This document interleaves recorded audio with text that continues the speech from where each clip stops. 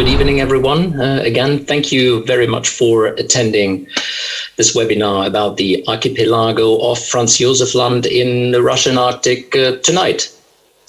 Within the last couple of months, we published webinars on various destinations we visit, like Antarctica, North Norway, Spitsbergen, Falkland Islands, South Georgia, Greenland, Ross Sea, the Weddell Sea.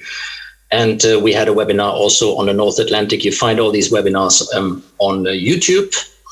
This webinar will be recorded, and you will receive a copy or a link of the webinar early next week. We'll send it out to you per email. So if you have missed parts of it, then you're very welcome to tune in at a later point of time whenever it suits you best. My name is Florian Piper, and I'm directing the sales of the Arctic program. And I have the great honor to introduce you to our very special guest and keynote speaker, Rini Von Millers, tonight. Hello, Rini. How are you? Hello, Florian. Nice to see you. Hi, Fantastic. Everyone. Hi, everyone. Nice to meet you on Zoom. Talk to you later. Okay, that's Rini. Thanks very much. We are very thrilled to have you here tonight. A few words about you, Rini.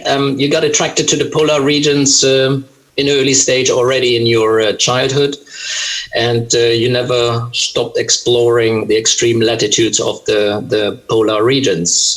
In the late 80s, I may say, your career started. You served on the old Plentius and Spitsbergen in the year 1989. Not as a guide back then, but as a potato peeler. But don't worry, Rini's career has evolved. Today, I may say that Rini is one of the top-notch expedition leaders in the polar guiding industry. And of course, you find Rini on board of our vessels. Rini, you have pioneered various landing sites, not only in the Arctic, but also in Antarctica. But your true passion is Spitsbergen and the polar bears. That's where we find you. And of course, Franz Josef Land, the Russian Arctic, why you are here. That's why you are here with us tonight. Well, since the late 80s, you have logged more than 300 plus expedition cruises in Spitsbergen and other polar destinations. And I'm saying that again, we are very happy to have you here tonight with us on that speech of Franz Josef Land. It's a new subject for us. Thank you. Thank you to be. Okay, well, now I start with a little introduction about our fleet, the routes that we visit in the Arctic, so you have a bit of an overview. I start with the smallest ship in our fleet. Rembrandt van Rijn is the smallest vessel in our fleet. She has space for 33 passengers and 16 comfortable cabins, all have shower and toilet. We carry 2 Zodiac boats in order to allow swift shuttles from ship to shore and back. We spend a lot of time on land. We keep the sea legs as short as possible. Rembrandt is sailing with us in the Spitsbergen, North Norway, and northeast Greenland. That's where we have our beautiful ship. I'll carry on with our motor vessel fleet, the Plentius. There was an introductory picture earlier. The Plentius is our very first, very own ship, and she started her career with us in 2011 when the ship was going up to Spitsbergen. Now you see Plentius not only in Spitsbergen, but also in Greenland, in Antarctica, and across the Atlantic. Plentius carries 108 passengers and just over 50 comfortable passenger cabins, and we have various Zodiac boats in order to allow, again, also swift ship-to-shore shuttles for everyone. The Ortelius is the ship at eye level with Plentius, highest ice class, I must say. The only difference here, we have a helicopter landing deck on the aft deck. We carry 2 helicopters for Antarctica, wherever we need helicopters to overcome the ice barrier, for instance, in the Weddell Sea, in order to get to Snow Hill Island to see the emperor penguins. And also we travel all the way around Antarctica from South America via the peninsula to the Ross Sea, and we end the voyage after 31 nights in New Zealand, and we need helicopters there too in order to fly into the dry valleys and visit places like McMurdo and the historic huts of Shackleton and Scott. That is Ortelius, highest ice class, 108 passengers, comfortable cabins. Also sailing up to Spitsbergen. Rinie has sailed on both vessels, Plentius and Ortelius. We have also a very new ship with us in our fleet. Hondius joined our force in 2019. She had her first voyage, maiden voyage to Spitsbergen. We crossed the Atlantic over to Spitsbergen and introduced the vessel to this beautiful place to be. The vessel is a little bit larger than the other ships. 170 passengers have space on this vessel. And there are some cabins that you find on the Hondius that you won't find on the Plentius and Ortelius, which have a little bit more luxury feeling. The grand suites with own balcony and the junior suites with a French balcony. So there's a lot of room around the open deck so people can spread. We have more Zodiacs and, of course, the staff as well to attend all the people traveling with us. Hondius is of highest ice class, Polar Class 6, equivalent to 1A Super. So we are not shy to go into the ice and come close to the wildlife and the places where we want to be, as remote as possible. Now, finally, we have our newest ship here lining up, Johanssonius, also with the highest ice class, 1A Super. She is being built as we speak, and she had been launched recently. You may have seen the news, or look it up on YouTube. Johanssonius, you'll see the launching ceremony.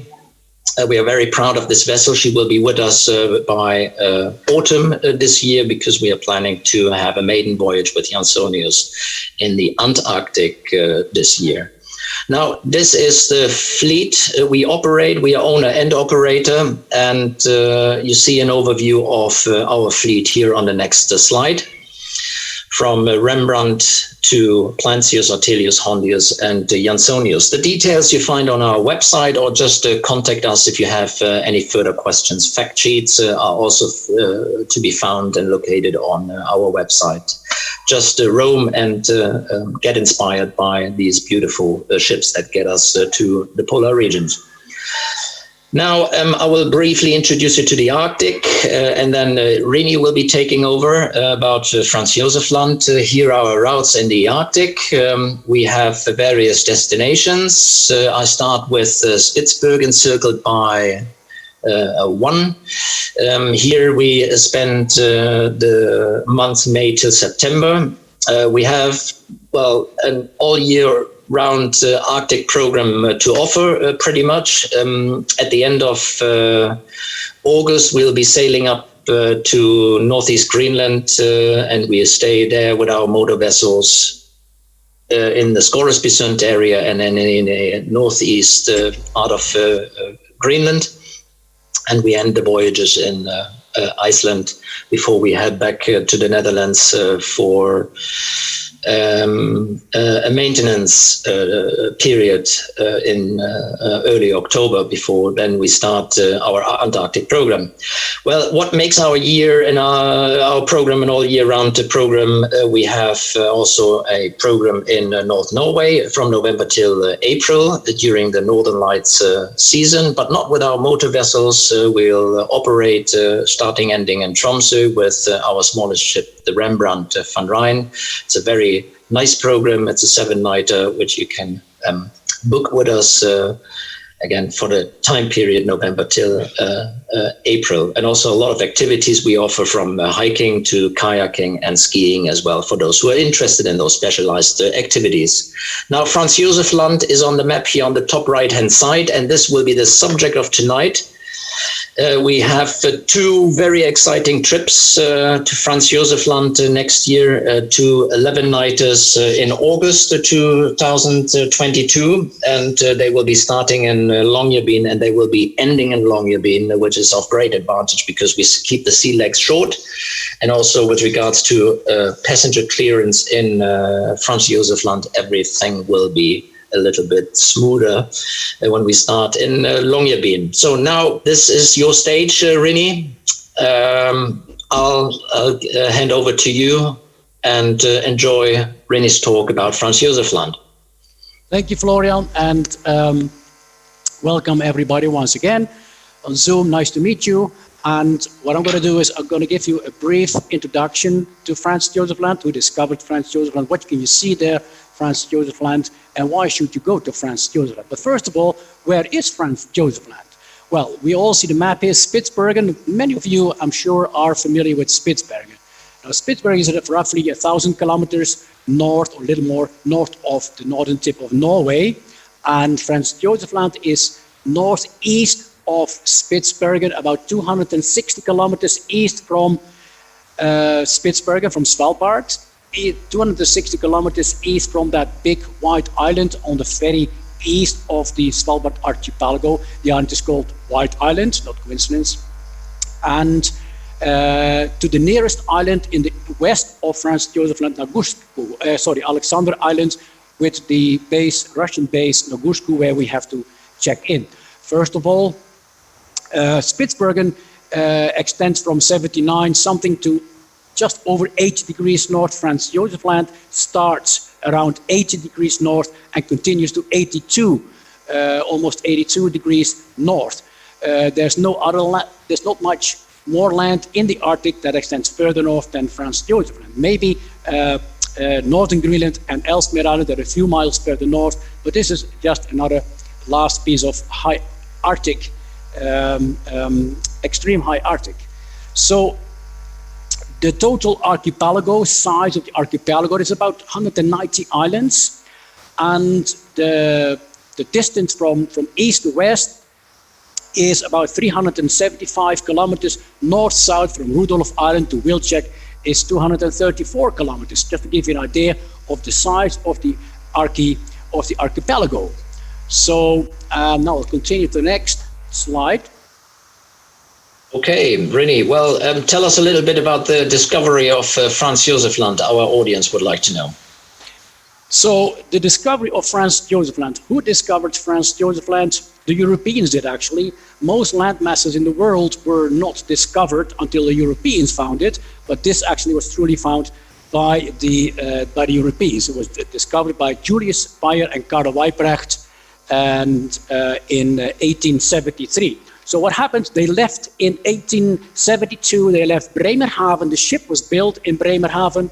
They left Bremerhaven in June because that area east of the Barents Sea, northeast of Russia, north of Russia, needed some more exploration. There was very little known about the area, simply because all explorations, all expeditions there always failed because of heavy sea ice. So anyway, in August 1872, Julie von Bayer and Weibrecht hit the ice already not far from Nova Zembla, and they got beset already in late August in 1872. By the way, I'll make a little sidestep here. The picture looking at is the Tegethoff, is a perfect replica of the Tegethoff built in Franz Josef Land in the 90s on Ziegler Island on a very flat land spit. So it's not sitting in the ice, it's just sitting comfortably on a low spit of sandy beach, and surrounded by snow in the winter. It looks like it's beset in the sea ice. Why? The ship was built, it's a replica, as I said, made out of plywood. It looks solid, but it's plywood. It was built to make a movie about the discovery of Franz Josef Land. Anyway, back to the history. 1872, already they got stuck in the ice, and they were drifting slowly all winter, not knowing they were slowly drifting towards new land. Next summer, they were beset all summer in the ice, it's 1873, until in August, the fog cleared. Bayer and Weibrecht suddenly discovered in the north some land. And they knew where they were, so they knew that was new land. So they called it Franz Josef Land, but the first piece of land they called it Kap Tegethoff, named after this ship. Now, Kap Tegethoff is exposed to the south. Landing is very difficult, but here in 94 I finally managed to land there, and this is what more or less what Tegethoff saw, what Bayer saw, those two peaks with a little mountain plateau in the background. So he called it Cap Tegethoff. So they were still not able to go to the land because they were stuck with the ship in the ice. Not until November, just before the winter came, they managed to travel 45 kilometers over the sea ice to touch land. And the first piece of land actually touched was Wilczek Island, which is a little further south from Cap Tegethoff. So that was their first landing in November 1873. Back to the ship, had to spend another winter. And here we have a picture, by the way. Somebody from Austria made a photocopy of the book of Payer. Payer was making drawings, and this is one of his drawings, and he was holding it in front of those two typical peaks here at Cap Tegethoff. Anyway, it was not until the following year, 1874, so this was after the after the second winter, when they started to make sledge trips into the archipelago. And eventually, he made it to Rudolph Island, the northernmost island in Eurasia.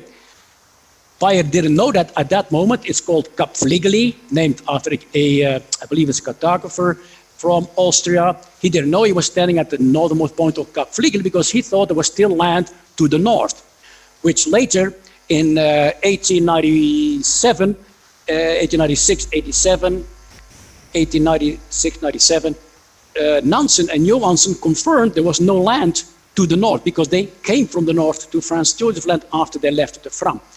Anyway, they did some mapping, and now today a lot of names in the eastern part of the archipelago are reminders of those sledge trips. Cap Tirol, Austrian Strait, Rudolph Island, named after the Crown Prince Rudolph, the son of Franz Josef Land. And of course, the whole archipelago was named after the Emperor of Austria, Kaiser Franz Josef. And so they did some mapping, the first mapping, and hoping to find the ship back. So it's interesting, in those days, you didn't have a radio to call the ship, where are you? You have to go back to where you left the ship and hope the ship is still there. Otherwise, you have to continue with your sledge over the sea ice to Novaya Zemlya in the hope to find help. Anyway, the ship was still there, got back on the ship.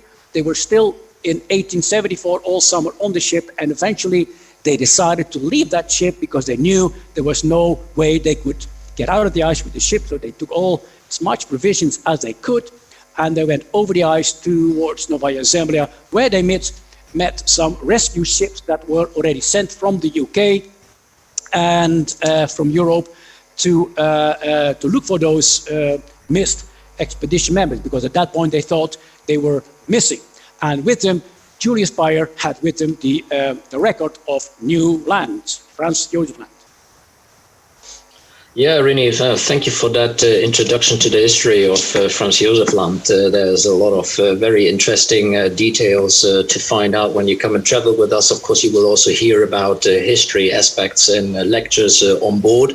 But the viewers tonight, of course, they are tuning in. They would like to find out why should you go to Franz Josef Land at first place? The first place, why? Well, Franz Josef Land is unique. As I mentioned earlier, it's one of the northernmost islands in the world, besides the northern tip of Greenland and Ellesmere Island. It's extreme, and it's been closed until the early 90s. In the early 90s, after Perestroika, and working on a Russian ship, we were able to open some doors and to visit Franz Josef Land. We were possibly the first expedition cruise ship of that kind at that time, and in 1992. There was very little known about the islands. There was very little information you could get about the islands, because until then it was part of the Soviet Union. There were Russian bases and military bases. Nobody knew what was going on there. And so they were so mysterious. So let me describe what I experienced, because I was already traveling for some years in the Arctic. And let me describe what I felt when I got there first in 92. I knew of the islands, and I was asking people, oh, Franz Josef, and that was Russian, and that was it. Anyway, we got there, and I felt it was so extreme, remote, desolate. The landscape was rugged, mostly covered in ice, glacier ice, sea ice.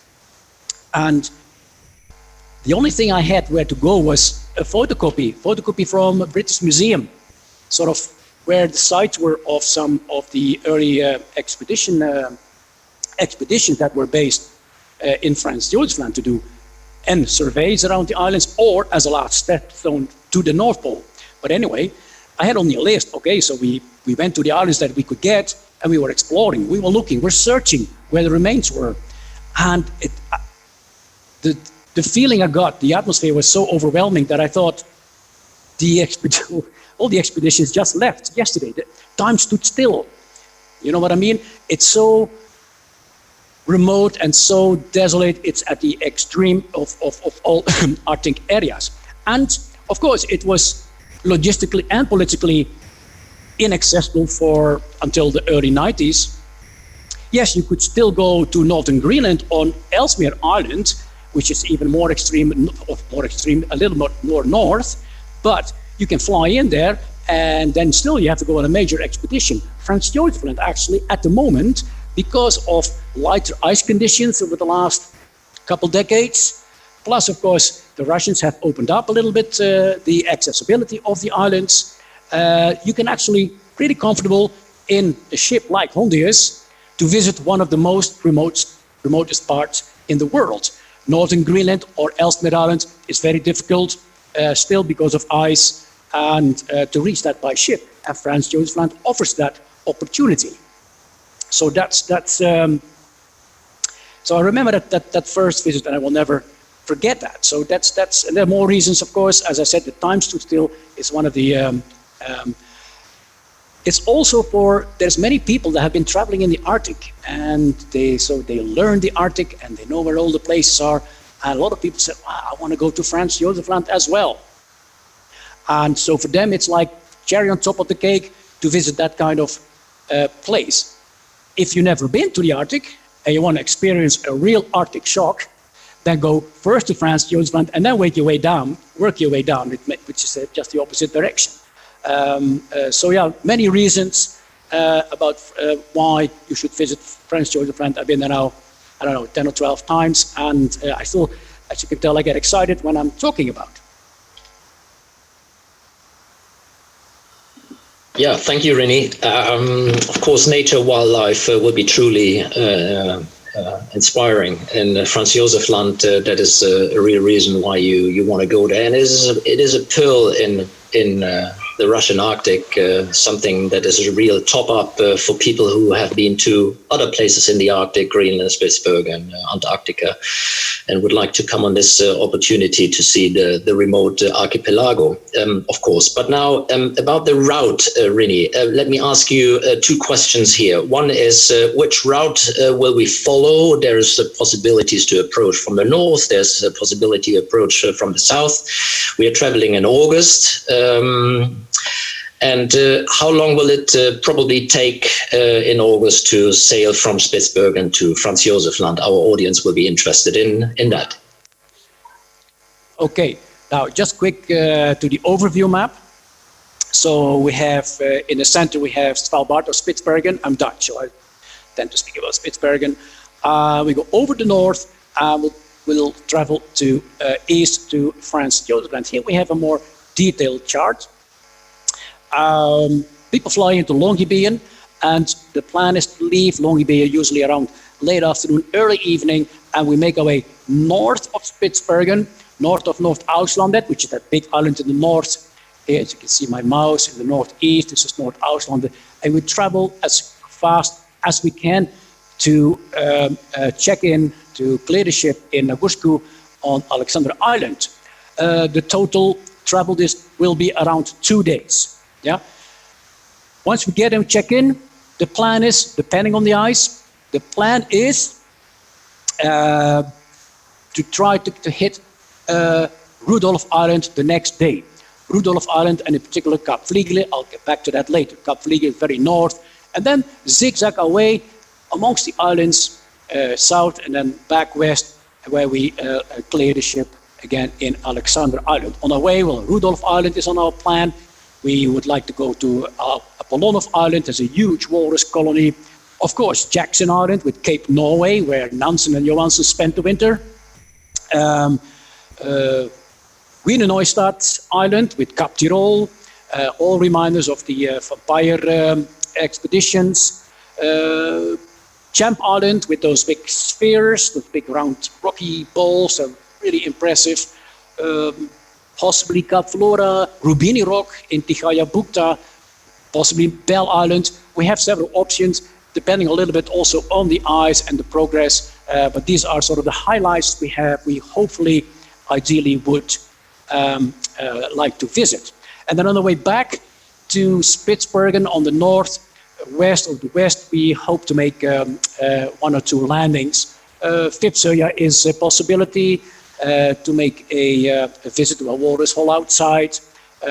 Crossfjord is the planning to show you the very differences between Spitsbergen and Franz Josef Land, and for the scenery. After 2 days, then we check in Longyearbyen again.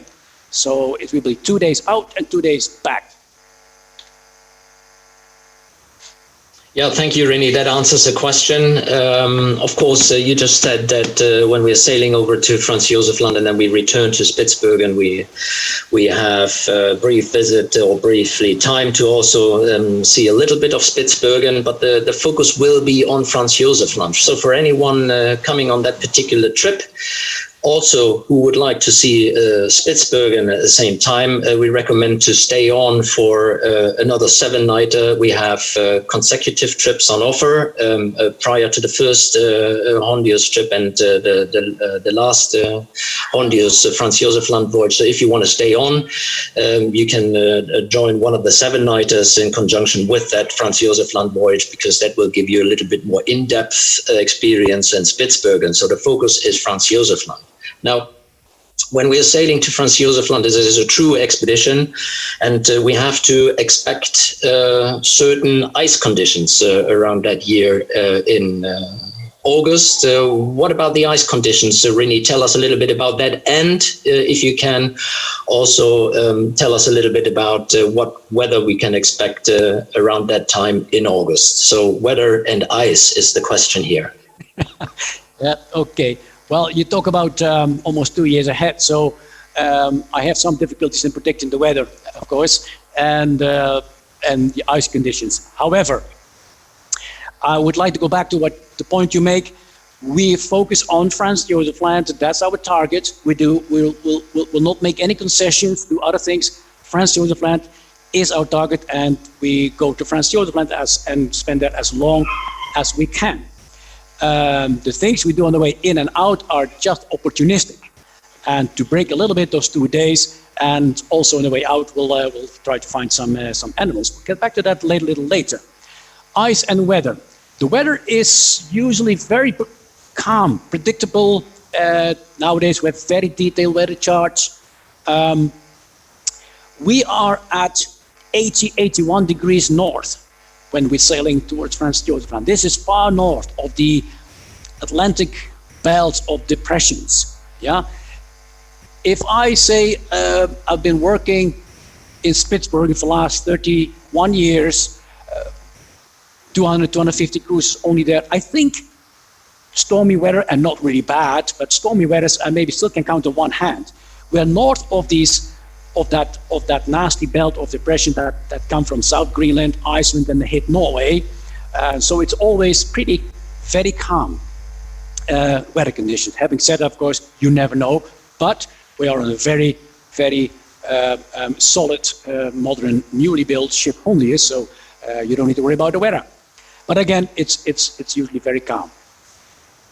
Ice conditions, they're also unpredictable. However, if we looked at the statistics of the last 10 years, Franz Josef Land has become more and more accessible. So not only politically has become more accessible, but also less ice. That's why now is the time to go there. Now is the time to go there, and you won't see probably no other ships, no nothing, nobody else.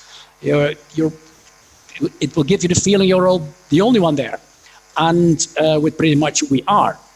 And so, yeah, statistically, over especially the last 10 years, Franz Josef Land was easy, accessible by ships from the northeastern part of Spitsbergen, those 260 kilometers or 140 miles, nautical miles from the eastern part to Franz Josef Land. So it takes about only 2 days leaving Longyearbyen to get there.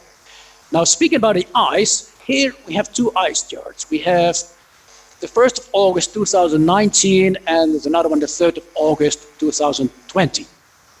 Now, I'll move my mouse to guide you a little bit, because there's a little bit of an ant's nest here. But when I move my mouse, that's Spitsbergen here, Svalbard, yeah. This is the northeastern island, and here we have Alexander Island, where we have to clear the ship. So ideally, we go over the north, but here, the red area means no-go. It's very close drift ice. Even for Hondius would be a problem. Problem in the sense of it will take too long, not dangerous, but it might take ages to get through that dense ice. So in this situation here, for instance, 1st of August 2019, we would go down, instead of wasting time in the north, down through the Hinlopen. There's a channel, a beautiful channel, by the way, between Spitsbergen and North Auslandet, and we make our way here through the ice, while we're going to hopefully find some bears in that ice, because we all want to see polar bears, of course, as well, to cut through this tongue of ice to continue as fast as possible northeast towards Nagushku. Now here, 3rd of August 2020, that's the ideal situation that we hope to find next year. Leaving the north, skimming along the ice edge here to do some wildlife. We have some spare time prepared for that before we head to Alexander Island. So that would be, yeah, so we don't know yet. And the left, of course, there's quite a lot of ice for August in recent years around Svalbard. I would expect more a situation like on the 3rd of August 2020. That's more typical for the last 10 years. So let's hope we have something like that. Well, it's an expedition cruise. If you want to go on an expedition cruise, well, it starts already north of Spitsbergen, where we have to deal with ice, wildlife, in order to get us to Franz Josef Land as quick as possible. Yeah, Rini, we had a question from the audience. Someone asked the question, is the crossing from Spitsbergen to Franz Josef Land as bad as the Drake Passage when you travel from South America, Ushuaia to Antarctica? Maybe you can give us a brief answer on that one. No, not even close. As I said, I spent, I don't know, 220, 30 voyages only around Spitsbergen for the last 31 years, and a little bit of stormy weather. I can still count on one hand, and so it's extremely rare that time of the year. In the summer. In the winter, I don't know much about the weather, but in the winter, of course, everywhere it's a bit nasty. But no, nothing like the Drake Passage at all. But of course, I can't promise anything because we have experience. But it's usually quiet. It's usually calm. It's a very calm, quiet weather system that far north. So nothing like the Drake Passage at all. And that comes to this question, Florian, I guess you want to ask, why is August the ideal month to sail to Franz Josef Land? Well, August is still summer, sort of, it's the end of the summer, for a number of reasons. First of all, statistically, the ice situation is in our favor, especially the last 10, 15 years, because of the receding sea ice conditions in the Arctic, unfortunately, but it's in our favor to travel with the ship to Franz Josef Land. And also, it's not too late in the year where it's getting cold and where potentially bad weather might kick in. So there's another window, actually, you want to go to Franz Josef. That's the first few weeks in August. So for both reasons, August is because of the weather and the ice. Also, you want to try to still see some bird life as well. There's not that much bird life in Franz Josef Land. That's mostly seabirds only that need the land to nest. And because of the lighter ice conditions in the last decade, seabirds also start to nest earlier. So in August, they tend to leave the colonies, but we also want to catch some bird life as well. And here we approach, we approach Tikhaya Bukta which is called Calm Bay. So here we go, Calm Bay, and on the top right you see that square block, that's Rubini Rock. Rubini Rock is packed with seabirds like Bruce guillemots, one of the northernmost seabirds in the world. And so we hope to catch a glimpse of the last few seabirds that are around the islands. The animals are always there. Yeah. Okay. Thank you, Rini. Well, of course, the question here is what is the difference to Spitsbergen? Just put yourself into the shoes of someone who has now to decide: is it Spitsbergen for me? Will I spend time there? Will I book a trip to Spitsbergen and just focus on Spitsbergen, or will I go all the way to Franz Josef Land? And I think we need to highlight a little bit the difference between the one and the other.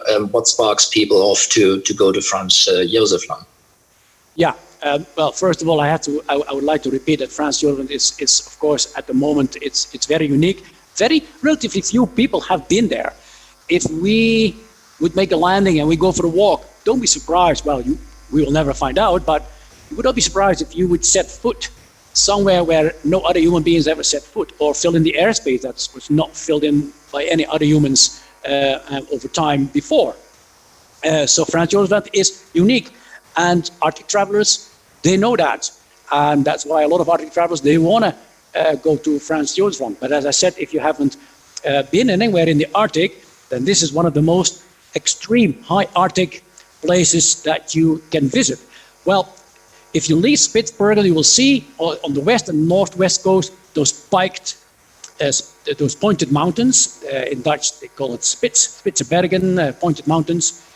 And so it's geologically and geographically from a whole different origin.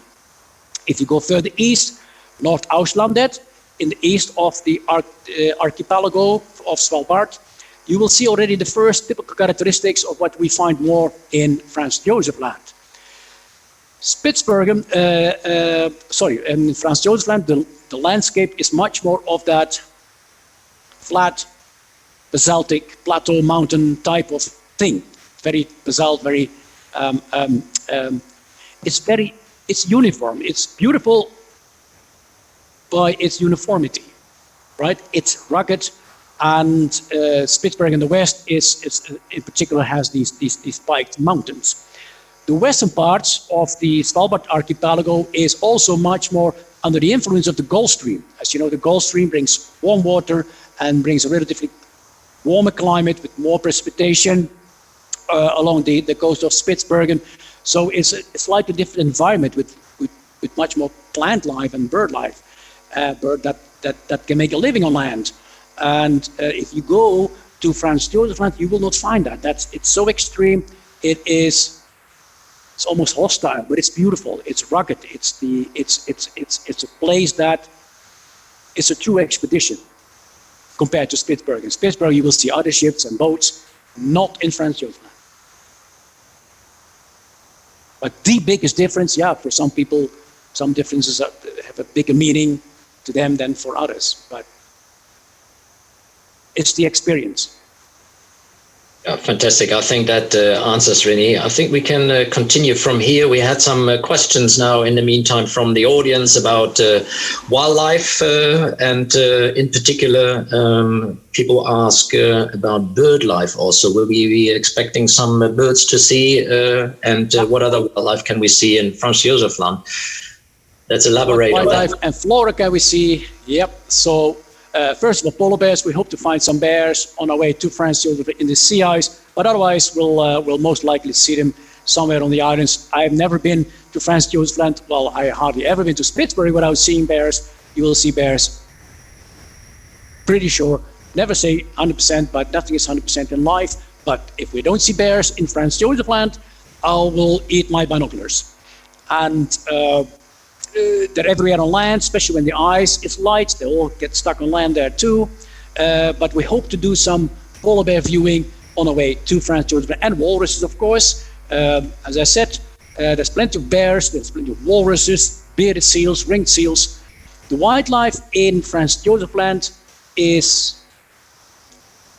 are the hardcore Arctic wildlife species, right? The hardcore, the diehards, the bears, the walrus, the bearded seals, the ringed seals. And these are, and of course, bowhead whales, the Greenland whale, the bowhead whale. There's a small population around Franz Josef Land. Almost every visit, I've been at 10 or 12 times, almost every visit we had bowhead whales, so one or two, but we had them. And so there is a chance to see bowhead whales. And bird life is a bit more limited. Here we approach Rubini Rock. Rubini Rock is a big rock, obviously, and it's packed with seabirds like brunix, guillemots, little auks, kittiwakes, and we'll hope to find them still in August. There should be still lots of birds around. So bird life, nothing different from Spitsbergen. You will find more species in Spitsbergen than in Franz Josef Land, obviously because the Franz Josef Land archipelago is outside that Gulf Stream, outside the influence of the Gulf Stream is more extreme, so there's limited life, so to say. The wildlife, there is no terrestrial wildlife in Franz Josef Land simply because the conditions are too harsh. All the wildlife there is adapted in making a living of the surrounding seas, most of the year covered in ice.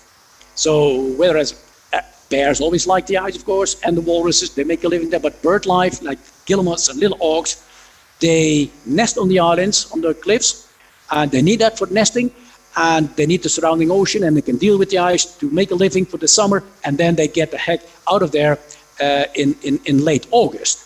So, and here we have a picture of the ivory gull. It's a very elusive Arctic gull. It's on the top list of most bird watchers. There's quite a few ivory gulls around Franz Josef Land. Matter of fact, in 2011, there was a new colony discovered on the east coast of Alexander Island that we visited in 2012. There was two colonies separated by a glacier. That was pretty unique. So yeah, on the way to Franz Josef Land, especially near the ice at that latitude, we hope to see Ross's gull. So there's a good chance on one of my trips near the ice we had Ross's gulls, and so we hope to find that bird as well. The flora, don't expect too many plants, of course. It's very extreme, as I said, dry. There's about 57 vascular plants in Franz Josef Land. If you compare that with Spitsbergen, there are 164.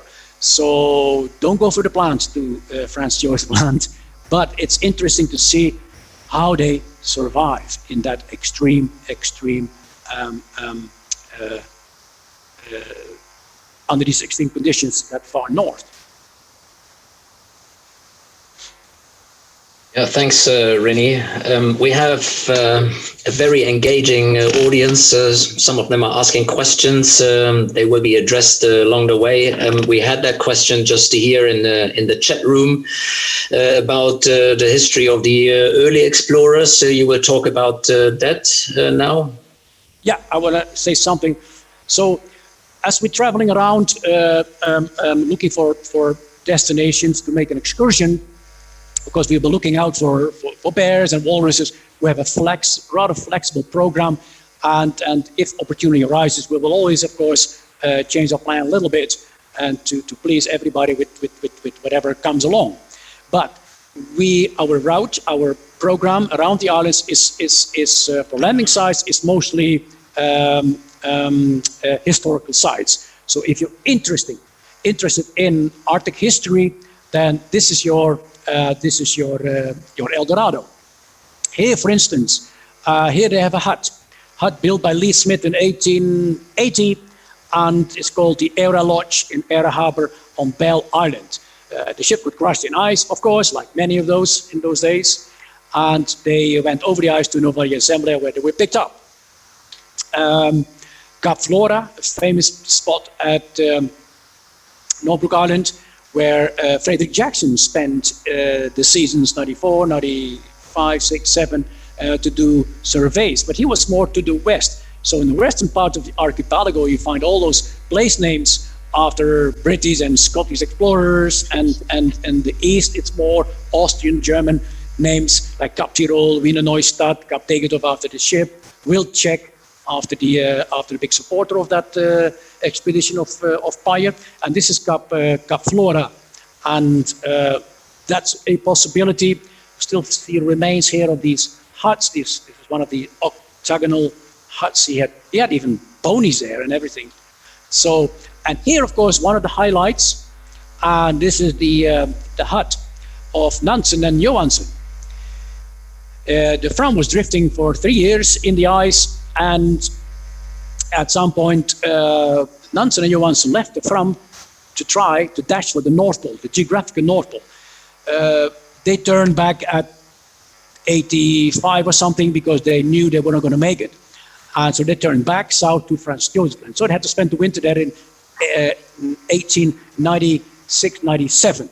And what they did was they had a little hole in the ground. They covered it with this beam and with walrus hides. And that's where they were sitting for 6-7 months in that hole, eating polar bear meat and walrus meat. So, and here we have a book of Nansen, farthest north, where he was drawing their residency for that winter, and you still find that same beam, the same hole at Cap Norway on Jackson Island. That's one of the highlights. Here I'm taking a little toast in 1994.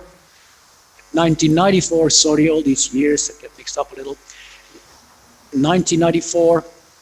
And it was my third time to Franz Josef, and back then it was so much more ice than now, and that we made it. And if we continue, there's another place we would like to visit, some of the old Russian stations, like here in Tikhaya Bukta station. You see little dog houses here. This is opposite to Rubini Rock, and yes, there's of course a big highlight too. Yeah, Rudolph Island. We come to that in a second, Rini, because I'm scanning the questions that are coming in, and there's some relevant questions as well. We won't be spending too much time on that, but one of the questions is, of course, I mean, when we arrive in Franz Josef Land, our passengers, they are always interested to go on shore and land. How would you describe an average day with us on board the Hondius? I mean, in terms of landing time, and how often do you think we can land in a day or even within this itinerary? Can you say a little bit about that? Yeah, if I have it right, we have 6 or 7 excursion days, and the plan is to make 2 stops, one in the morning, one in the afternoon. We will have Russian guides with us because it's now all part of the Arctic National Parks, and we'll have Russian guides with us, and they will set an area where we can explore. There is not much land to explore, to go for hours hike. As I said, it's mostly covered with glacier, but where we land, of course, is usually something to see, like the remains of the expeditions. So I can imagine that we split depending on the number of passengers, but I can imagine we have to split up the group in 2, and one makes an excursion first for an hour and a half, and then we rotate with the rest of the passengers on board the ship. But the plan is to make 2 stops a day, every day. Yeah, thank you, Rini. That answers the question. Does it answer the question, you think?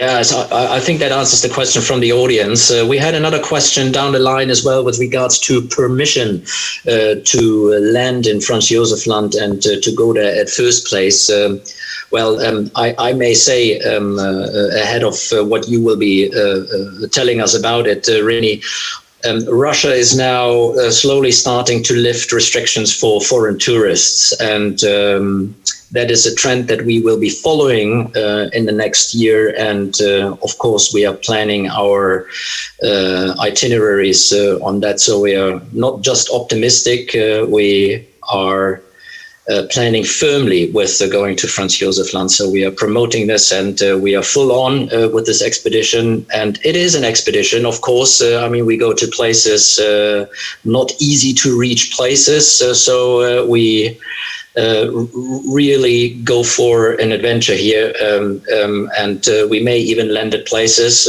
where others have not been before. But permission is something that you could also share a little bit of your experience on, Rinie, because we have been sailing with Ortelius to Franz Josef Land in the past, and we have been starting those trips in Kirkenes in North Norway. We traveled through Meurs, where we cleared passengers and then went up to Franz Josef Land. What's your experience on that? Well, I don't know exactly what the politics behind it and what exactly happens behind the scenes at Ocean Wide with permits and everything. But back in 2012, we had to clear the ship in Murmansk before we sailed for Franz Josef and back twice, remember? All these things have loosened up a little bit. That's why in the beginning we were leaving from Longyearbyen straight for Franz Josef Land, but there was a kind of system that actually sneaked through the maze garden of bureaucracy, still there. And eventually the Russians decided we have to clear the ship in Murmansk. We take agents with us to Franz Josef and back. Now we get agents on board before we travel to Franz Josef Land straight away in Spitsbergen, so we don't need to go to Murmansk. And in Franz Josef Land, we clear the ship in Augustku. And that saves a lot of time, a lot of sailing time, of course, and that makes it all much easier, relatively easier, if that answers the question. But what exactly goes on behind the scenes, politically, the whole bureaucracy at the moment, but things have loosened up. They have guides waiting for us, so they're not flying in guides waiting for a ship that's not allowed to go there. You know what I mean? Okay, well, that is covered here with Rinie. Thank you for that.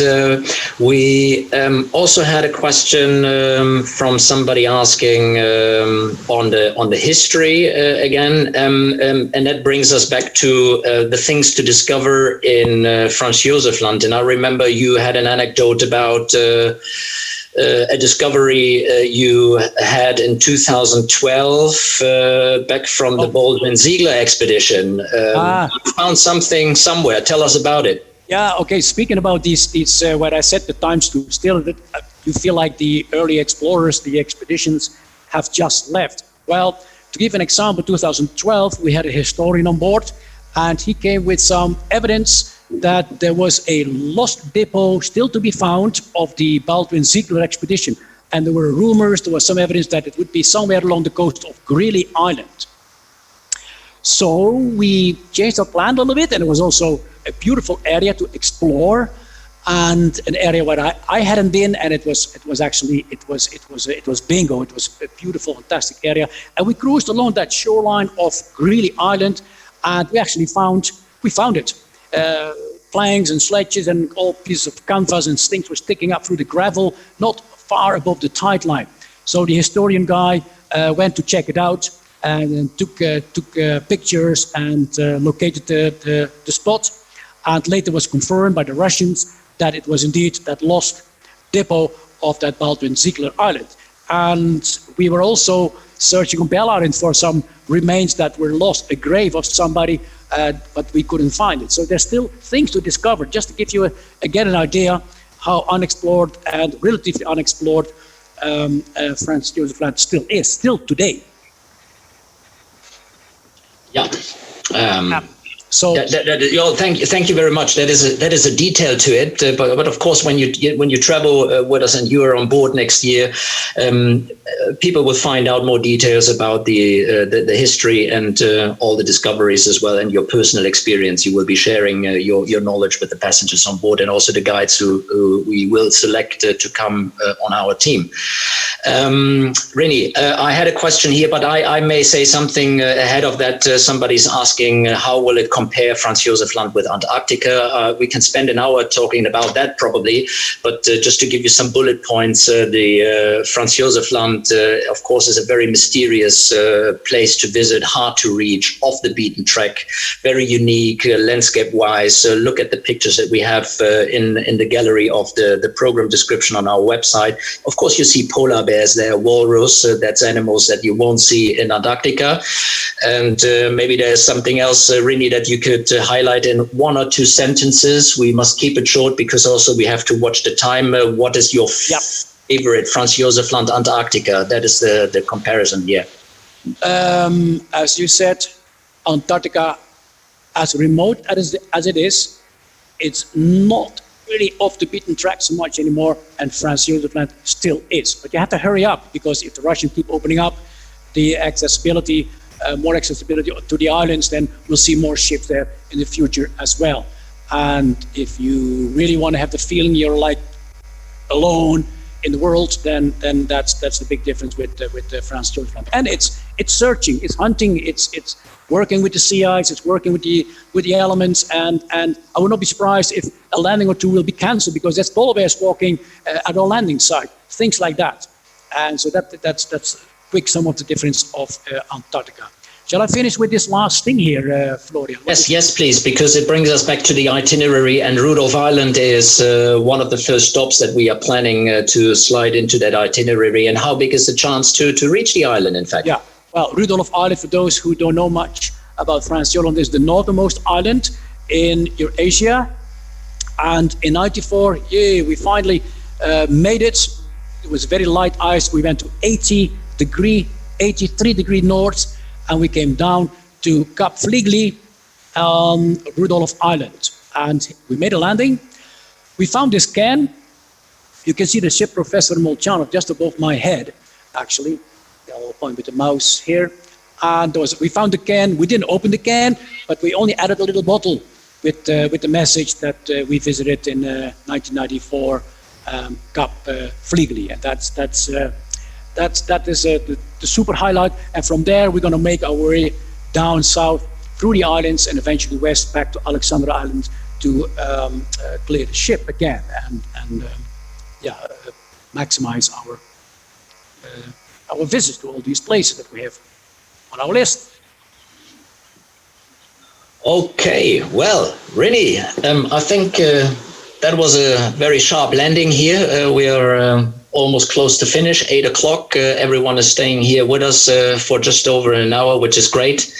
Well, I'm just looking at some of the questions that are still unanswered here in the chat room. Of course, now some viewers have asked us from the audience, will you be the expedition leader next year on both of the itineraries that are scheduled with us? No that's pressure, really. You can just answer. That's the plan, but it's more than 1.5 years from now, so nobody knows what happens. But that's the plan for now. Yeah. Okay. Yeah, that's very good. And also, wildlife question was there. I noticed that somebody asked, will we be seeing whales along the way when we sail from Spitsbergen to Franz Josef Land? Yes. Oh, yes. Already an hour from Longyearbyen, we have a good chance for fin whales, minke whales. On the west coast, on the way up and down, blue whales, and also on the north coast, still a chance for blue whales, fin whales, and closer to Franz Josef Land, we hope to see bowhead whales again. Yeah, that is very, very good. Thanks very much for highlighting that as well. We had questions in this chat room, Rini. Yeah, thanks for answering that. There might be more detailed question, but don't worry. Just look at the program on the website. You find some answers to your questions there, or just contact us after this webinar. Somebody's asking, what will we be doing? What will be happening with this recording? We share this recording of the webinar. Of course, you will receive an email and a link to the recording of the webinar, and then you can watch it in your own time later again, or you can share it with others. So at this point, Rini, I would like to say thank you very much for this very inspiring and lively introduction to the Russian Arctic, Franz Josef Land. We have a real exciting program ahead of us in 2022. Thank you, Rini. All right. Well, thank you for having me. And whoever is still listening, hope to see you on board the Hondius next year. And now, during the lockdown, we have a lot of time, everyone. Don't forget to read this book, The Future Polar Bear, by myself and Louis Bayens, a book about the sea ice ecosystem. Yeah, that is very good. You should really highlight that, and it is a great piece to read. I can only recommend it to everyone who's viewing us here. So again, the recording will be shared with everyone later. Early next week, you will be receiving an email. And thanks to you again, Rini, for being here with us tonight, a very special occasion. Thanks to the audience tuning in tonight, for being here today from all parts of Europe. Let us say stay healthy. See you next time, and bye for now. Bye for now. Stay healthy, everyone.